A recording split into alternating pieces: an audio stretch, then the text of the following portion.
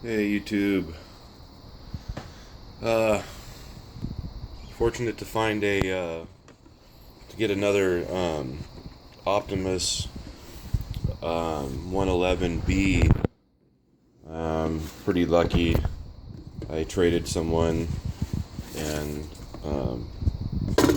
came came out with another beautiful stove. Pretty dirty. A lot of rust down the bottom, the one side, but all in all, it's going to clean up really, really well. Little wrenches in there, and